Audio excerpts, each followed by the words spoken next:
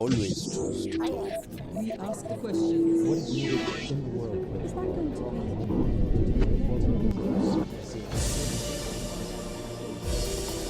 be? It is the world's largest democracy. Over 814 million eligible voters in India heading to the ballot box in a general election spread over several weeks, beginning April 7. For the past 10 years, a coalition government called the United Progressive Alliance, or UPA, has been in power, led by the Congress Party and Prime Minister Manmohan Singh.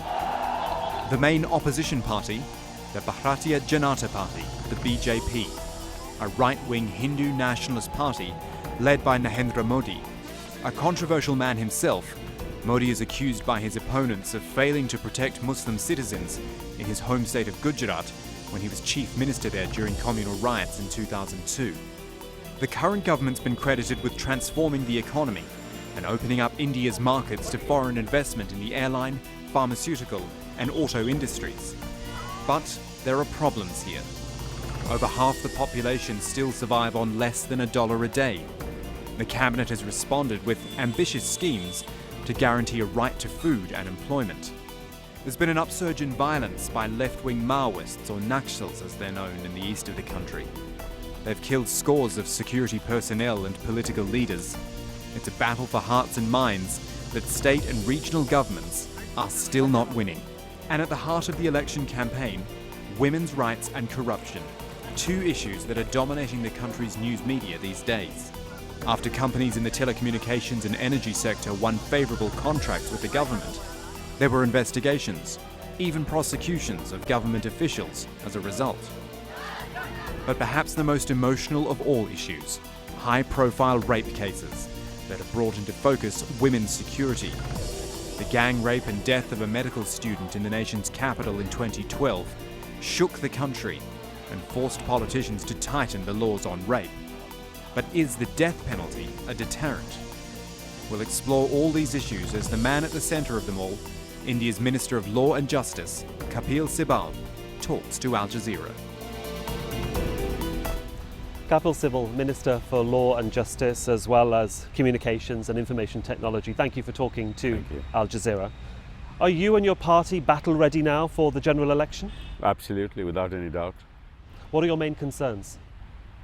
Our main concerns are basically the use of the electronic media and the way in which the electronic media is projecting an individual and showing it to be somewhat larger than life. And I think this kind of propaganda, if it emerges from news channels, is somewhat disconcerting.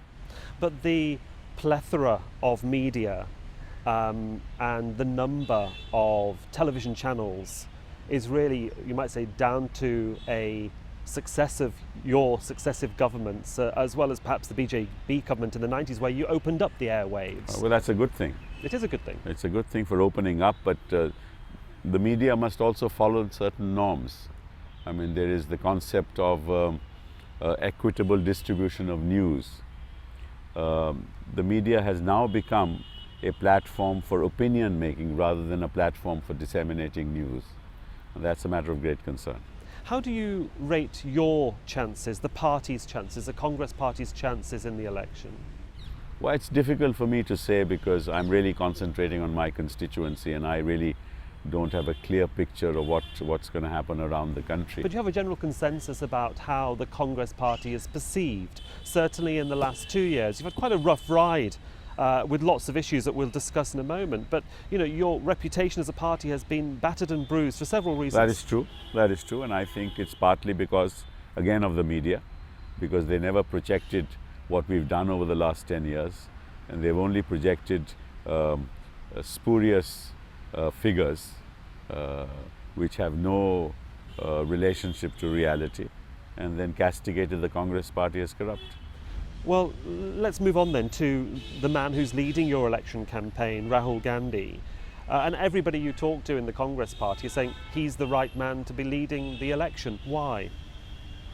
Well, quite frankly, he is leading the campaign, and Mrs. Gandhi categorically stated in our AICC session that took place in Delhi, that the Congress Legislative Party, parliamentary party, will actually choose who the Prime Minister will be in case we're in a position to form the government. And that's been the practice of the Congress Party ever since we were in power.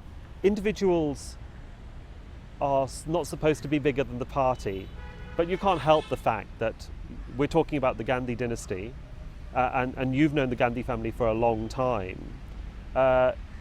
Is the Congress Party a party that allows free speech, or is it just a one-man show? Quite frankly, I can assure you that we have more democracy in the Congress Party than in any other party. Because there's never been an occasion in the last 10 years when I have not spoken out my mind, both to the leadership directly and otherwise in public, and I have never been castigated. So quite frankly, I think this is again a charge which is without any basis at all. If at all there is a party which is larger, which projects a leader which is larger than the party, that's Narendra Modi in the BJP. And this is really nothing, our party is nothing to do with dynastic politics. Quite frankly, it's something to do with the party's firm conviction that the Gandhi family has led this country ever since independence. Let's move on to some of the issues that are being discussed across the country, and let's just begin with corruption. How do you assess corruption in modern India? Well, there are two levels of corruption. One is corruption which is attributed to acts and misdeeds and acts of omission and commission of people in power, especially of ministers. And then, of course, there is societal corruption. That is corruption at the bureaucratic level, when government work has to be done and the poor citizen has to pay for everything that is to be done. Now, ever since the economy was liberalized, private capital has started playing a very important role in our economy. And in this process, everybody wants to get ahead. And so there is corruption. So corruption is a real issue. Corruption is a national issue, and it concerns all of us. It's a real issue that's affected your party specifically, and if we look at certain things like the 2G spectrum scenario. Where's the corruption there? Well, A. Raja was a minister in your one cabinet. second, I'm talking about Congress Party. Let's not. But those issues have actually tainted the government. government. I don't agree with you. I think what has tainted this government is the constant refrain of the media 24/7. You can't blame the media. I am blaming the media because the fact of the matter is that nobody in the Congress Party had anything to do with any corruption that took place by a minister in an individual capacity against whom corruption has not yet been proved. And you're already calling him corrupt. No, but there have been allegations of corrupt Correct. practices. Allegations of corruption. He was arrested. He's still being investigated. That's true. Allegations of corruption doesn't mean that corruption is proved. I suppose the law of this country is you're innocent till you're proved guilty. Absolutely. And you are already stating that he is guilty. No, but without his being given the opportunity to prove that he is. No. He's had plenty of opportunity, and there's been one investigation after another that continues to put doubt as to what his position was. I'm not disputing that, No. but all I'm saying But is... it taints your party. They're an alliance partner. They were part of the UPA government. It taints who you are in terms of the party. I'm not disputing that. I am not disputing the fact that there is corruption. All I said to you was there is not a single Congress minister in the last 10 years of UPA 1 and UPA 2 who has either been charged or against whom any proceedings of corruption are pending. And I'm sorry to say that the Congress Party is being termed as corrupt. The media should have also 24/7 talked about the corruption that is endemic in the BJP, instead of only talking about Mr. Raja and tainting the Congress Party in the process. Look at the facts. 7 ministers of the BJP in Karnataka are in jail for corruption. You've given me an opportunity to explain. I'm sure you'll run it, right? These things should be run 24/7 like they run Narendra Modi 24/7. Let's move to the economy.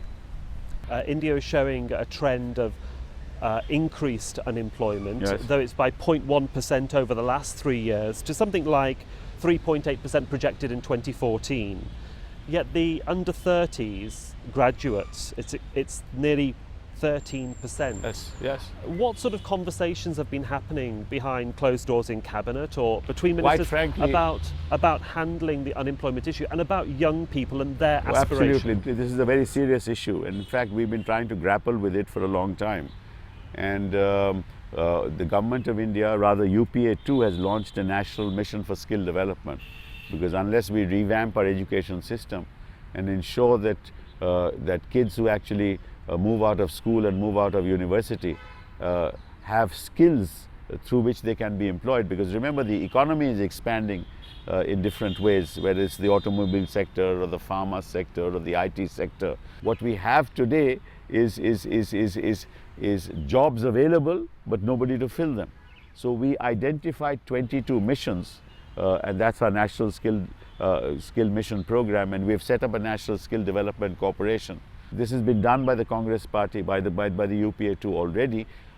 I tried to revamp the education system by actually bringing some skill development programs in it, and that also is working fairly well at the moment. How do you deal then with those parts of the community whose children might not go to higher education and that have a difficulty in getting access to school places? Because school places are always very sought after at every level. When I became the Minister for HRD in 2009, the gross enrollment ratio of this country was 12.4%. So I committed that by 2020, I will increase this gross enrollment ratio to 30%. And I'm happy to tell you that as we talk today, the gross enrollment ratio has moved up to 19%, and we're only in 2014. When we talk about the economy and development, we also have to talk about inflation, and inflation has also been a major factor in the way that India has progressed or developed, and it's nearly doubled in the last 10 years, partly to global pressures. Where do you see the areas, or how do you see inflation being reduced? Well, basically inflation is in fruits, vegetables, so everyday consumables, yeah. right? That's really the cause for inflation. And unless we're able to invest in agriculture and develop cold chains, it's going to be difficult for us to deal with inflation, which is why we wanted multi-brand retail to come into this country, right? We wanted those cold chains to develop, and unfortunately the BJP opposed us in a very big way. So we have to have scientific and we need to increase our per capita growth in agriculture. Today as we talk, inflation is 4%, right? When inflation goes up to 9%, the Congress Party is blamed, and when it goes down to 4%, there's not a word as to whether we've done a good job or not. And again, you mentioned FDI, and for our international viewers, foreign direct investment is what you're talking about. The Congress Party and the UPA 2 government have tried to push foreign direct investment. You've succeeded in the airline industry, you've succeeded in telecommunications. The one area, as you mentioned, is in the supermarket area, the retail sector. Why do you think that the small trader, if that's the best way of putting it, is so adamant against this scenario? I think it's partly politics, and partly the small trader feels that he may be gobbled up by the huge investments, not realizing that very few people have the capacity in this country to go to supermarkets which will be built 20 kilometers away with the kind of communications, with the kind of transportation they have. I mean, nobody is going to go on a scooter 20 kilometers to buy stuff and come back. So there's always going to be a market for the small trader because the ordinary consumer doesn't have the capacity to go 20-30 kilometers to a supermarket and buy stuff. And the trader was always surprised, but unfortunately it's a lot to do with politics, and it's a lot to do with the fear of the unknown. This is what happened when we joined the WTO. It was the fear of the unknown. This is what happened when we signed up in the pharmaceutical sector. It was the fear of the unknown. We feared that the pharmaceutical companies, global companies, are going to take over our companies. That never happened. So I think it's the fear of the unknown. It's a lot to do with politics. Why is it then that the opposition, we'll say the BJP, have been so adamant that foreign direct investment is not the right direction for India to be going Well, they have a into? 19th century mindset on everything. So it's not surprising that they think that way. Let's move to security. And one of the big issues over the last 2 years was the change in the law that brought in the death penalty for gross violations against women, in one particular case, rape. How much did the rape of that medical student on the bus in Delhi in December 2012 resonate within the cabinet, within the government corridors and within the cabinet? Oh, it resonated, absolutely. Nirbhaya, you're talking about Nirbhaya. It resonated. And I think the result of that was that we brought in a very stringent law, which is now in place. But as you know, it's something that I've always maintained, that rape is not something, violence against women is not something that can be dealt with law alone. Law can ultimately punish those who violate women, but ultimately it's the mindset that must change. And the mindset of the male in India, if you really look at their relationship with women, is not entirely reasonable towards women. And I think unless we have a social transformation and a reformation, I don't think that this violence will stop. Even after Nirbhaya and even after the law, you still have cases of rapes happening every other day. Indeed, I was going to mention in March we saw 5 men convicted over the rape of 2 women in Mumbai. It seems that even though the law is there and it's supposed to act as a deterrent, how long do you think it's going to take? How long do you think it's going to take the mindset of society to change? You see, mindsets of society change. Don't change very easily, and we've seen this across the world. It's not just something that's happening in India. You've seen this happening in all parts of the world. If you take Japan, take the Middle East, take the United States of America, very difficult to change mindsets. So what we need is a true social reformation.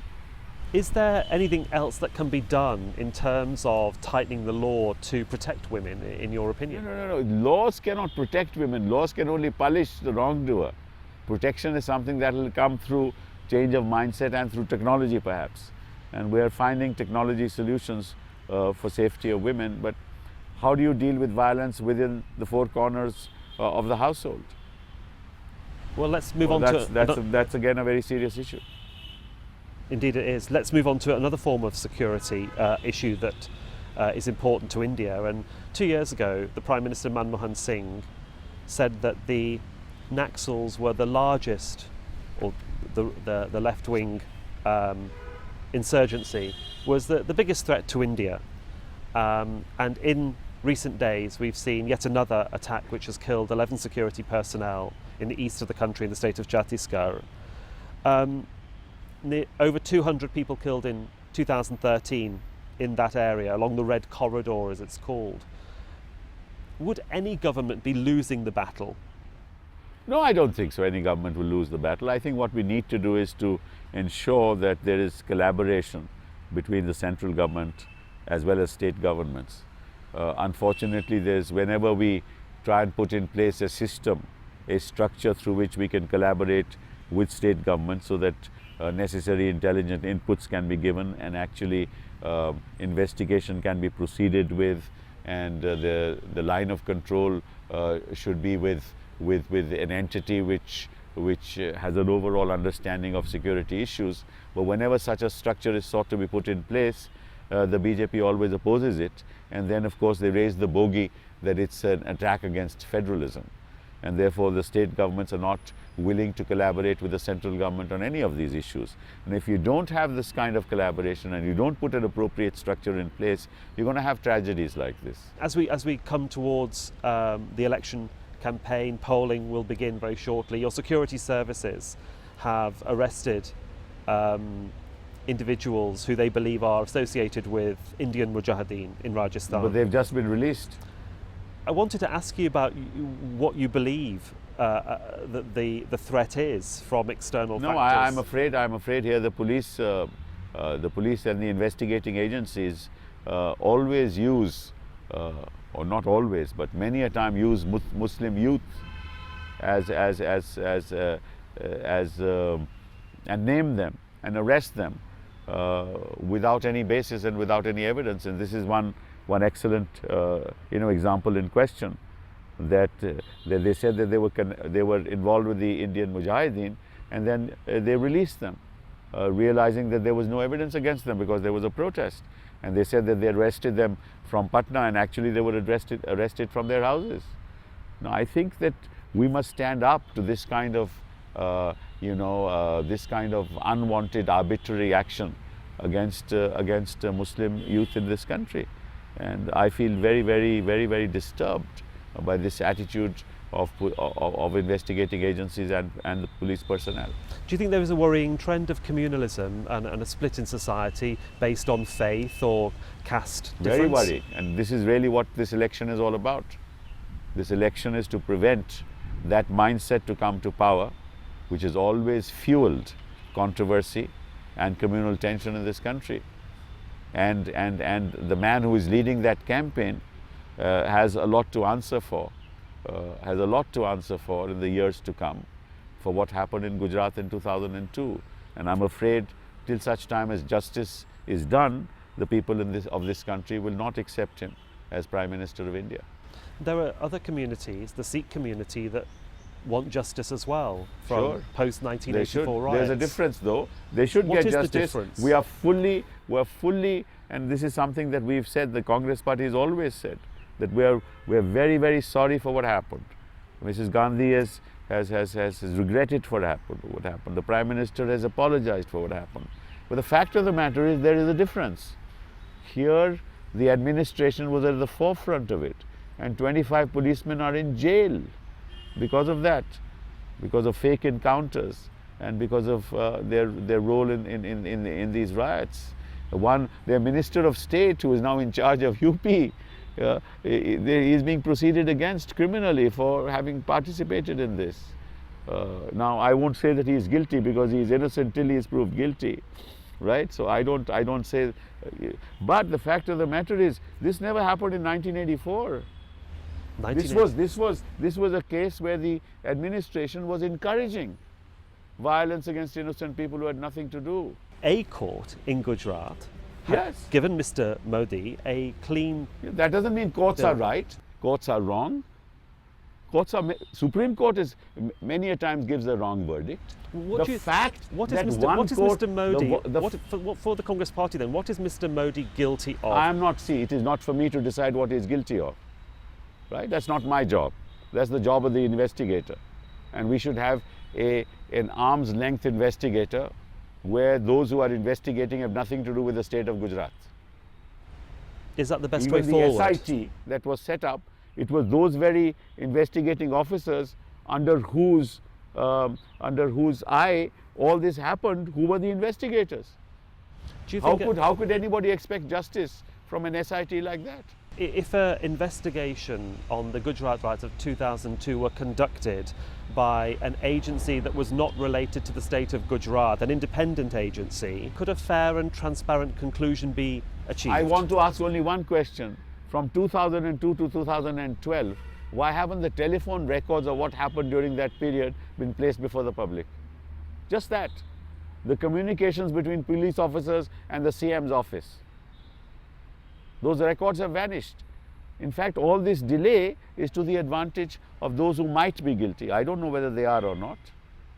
All that evidence is lost. Individuals were not allowed to file FIRs because the state itself filed an FIR. So individuals who were naming people who they saw were not included because they said the state is investigating. It is about justice, which is the cornerstone of our constitution, which is the foundation of civil society. It's nothing to do with the state, it's nothing to do with a party, it's something to do with justice. Without justice, there can never be peace and amity.